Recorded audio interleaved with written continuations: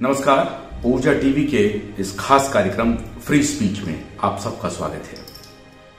Free speech वो कार्यक्रम है जिसमें हम प्रतिदिन एक गेस्ट को बुलाते हैं, उनको कहते हैं कि आप अपने बारे में बताइए। मंच हम उनको दे देंगे, वो अपने बारे में आपको बताएंगे। उन्होंने जो कुछ भी कहना है या जो कुछ भी उन्होंने कहा, उस पर निर्णय आपको करना है।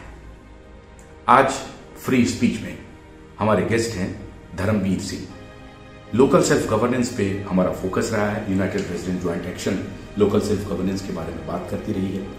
ये उसके बहुत बड़े पुरोधा हैं। भारतीय जनता पार्टी के ये नेता हैं। बूथ मैनेजमेंट का प्रभार पूरी दिल्ली का इनके पास है।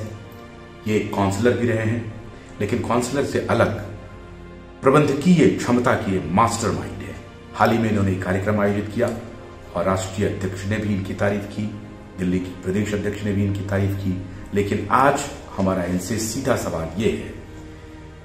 धर्मवीर जी, स्वागत है आपका फ्री स्पीच में। ये आप नेतागिरी क्यों करते हैं या क्यों करने के लिए आए हैं नेतागिरी? देखो आशुतोष जी, हम बचपन से स्कूल में पढ़ते आए हैं कि इस देश कैसा होना चाहिए, स्वामी विवेकानंद का देश कैसा होना चाहिए। तो इस देश में मैंने पाया कि इसमें भारतीय जनता पार्टी एक ऐसी पार्टी है जो भारतीय संस्कृति के अनुसार कैसा देश हो, उसके बारे में सबसे ज्यादा मैं अगर पाता हूँ नजदीक तो उसी को पाता हूँ। जैसे आज देश के अंदर भारतीय जनता पार्टी गवर्नमेंट है, तो जो चीज होनी चाहिए हम सोचते हैं कॉमन सिविल कोड होना चाहिए, उस पर कोई मेहनत से काम कर रही है तो भारतीय जनता पार्टी कर रही है। इस देश के अंदर भारतीय संस्कृति के अनुसार देश चले, उसका प्रकटीकरण नजर आ रहा है। योगा आज पूरे विश्व में पॉपुलर हो गया, वो इसलिए कि जो भारतीय जनता पार्टी गवर्नमेंट है। इस देश के अंदर एजुकेशन सिस्टम कैसा हो, उसमें परिवर्तन की दिशा में पार्टी बढ़ रही है, काम हो रहे हैं। दिल्ली जैसे शहर में आयुष मंत्रालय के द्वारा एक एम्स हॉस्पिटल आयुर्वेदिक में खोला गया है। हमारे देश के अंदर जो स्वदेशी का एक कंसेप्ट है, उसको जागृत करने के लिए जैसे देश के अंदर काम हो रहे हैं। इसलिए मैं ये पाता हूँ कि राजनीतिक जो क्षेत्र है उसमें आपके पास बहुत बड़ा एक व्यापक एक जगह होती है कि जो आप देश के लिए काम कर सकते हैं। उसमें आपके पास पावर भी होती है। मैं छोटा सा एक क्षेत्र का काउंसलर रहा, मैं दिल्ली का गार्डन कमेटी का चेयरमैन रहा, तो मेरे को पूरा मौका मिला काम करने का। जब मैंने नजदीक से देखा कि राजनीतिक आदमी कितना जनता का काम कर सकता है, और जो मेरी अपनी सोच है कि जिसको लोग चुनते हैं उस व्यक्ति को देश के लिए काम करना चाहिए। जब वो चुना जाए तो पार्टी का फोकस ना हो, उसका देश का उसका फोकस होना चाहिए कि देश, नेशन फर्स्ट, पार्टी सेकंड और सेल्फ लास्ट, इसमें उसको आदमी को चलना चाहिए।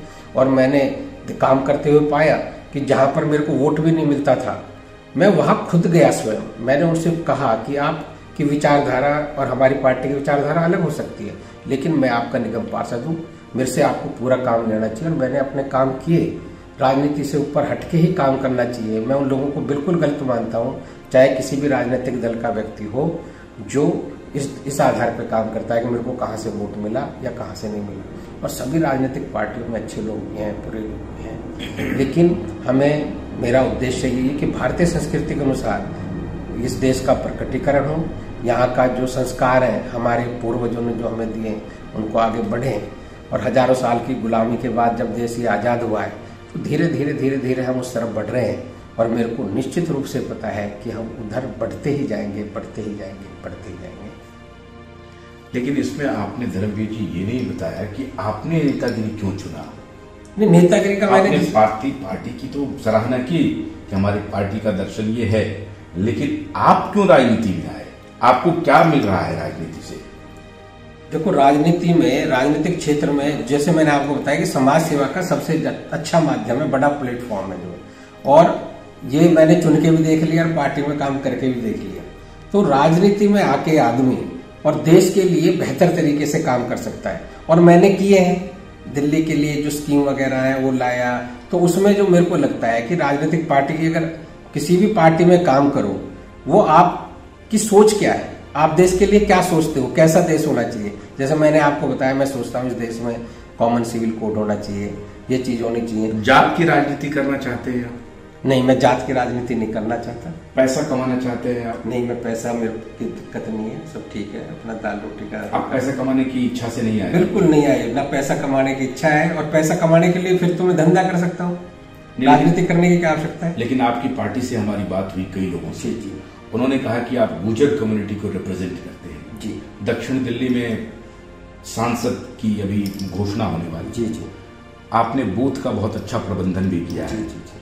तो गुर्जर के लिहाज से आपको भी कहा जा रहा है कि आप एक कैंडिडेट हो सकते हैं, ऐसा कहा जा रहा है। मुझे नहीं मालूम कि आप होंगे कि नहीं होंगे, लेकिन फिर तो वहां फिर जात की राजनीति आ गई। देखो ऐसा है, आप कहते हैं कि जाति में बिलीव नहीं करता। देखो जाति भी एक फैक्टर होता है राजनीति के अंदर। राजनीति बिल्कुल प्रैक्टिकल चीजों पे चलती है, उसमें सब चीजें देखी जाती हैं।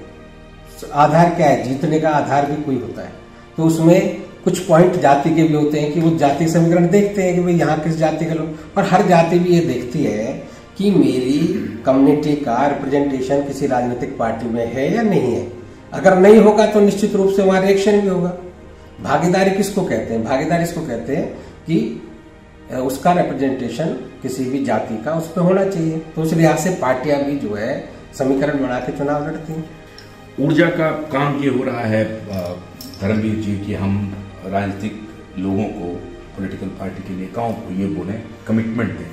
हम आपसे एक प्रकार का मैनिफेस्टो या सर्वे कह लें, हम आपसे करना चाहते हैं कि अगर आपको मान लीजिए कि एमएलए का या एमपी का टिकट मिलता है, आप जीत जाए और कभी भी आपके ऊपर भ्रष्टाचार का आरोप लगे, तो उसी दिन आप इस्तीफा देंगे? बिल्कुल 100%। जिस दिन आरोप लगेगा और वो आरोप एक विश्वसनीय एजेंसी के द्वारा लगाया गया होगा, तो मेरे को इस्तीफा देना ही चाहिए। राजनीति में जो आप आए हैं, आप कहते हैं सेवा करना, सेवा करना। जी जी। सेवा एक बहुत बड़ा बृहद विषय है। स्पेसिफिक बताइए कि आप जनता में क्या करना चाहते हैं, आप अपने इलाके में क्या प्लान है आपके? अनएम्प्लॉयमेंट को हटाने का, सड़कों को ठीक करने का, क्या करना है, भ्रष्टाचार को खत्म करने का, कोई एक प्लान बता दीजिए आप। देखो आदमी मान लो उसका प्लान उससे चलता है कि मैं निगम लड़ने वाला हूँ या एमएलए लड़ने वाला हूँ या एमपी लड़ने वाला हूँ, उसी के। आपका प्लान क्या है? पार्टी का जो प्लान है वो मेरा होगा। जब मेरा प्लान होगा तो जब पार्टी जो तय करेगी तो उसी के अकॉर्डिंग मेरा प्लान। पार्टी कहती है आपको कि हम पार्लियामेंट में चुनाव लड़ना चाहते हैं, आप संसद में जाके क्या करेंगे? देखो संसद में कुछ चीजें ऐसी होती हैं कि आपको जनता है आपके यहाँ पर, जनता के साथ में बैठ के, इतने वरिष्ठ लोग, अनुभवी लोग जनता के बीच में बैठे होते हैं।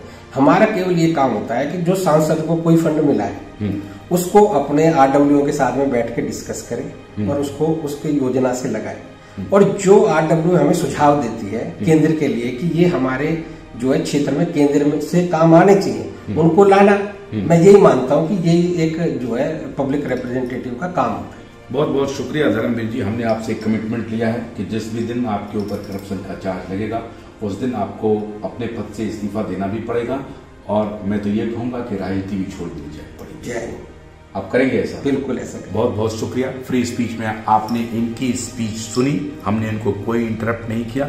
जब ये बोलना छोड़ दिए तब मैंने इनसे सवाल किया। फिर अगली बार ऐसे ही फ्री स्पीच में हमारे मेहमान, दूसरे मेहमान होंगे, इनके साथ जल्द हम मुखातिब होंगे। तब तक के लिए हमें दीजिए नमस्कार।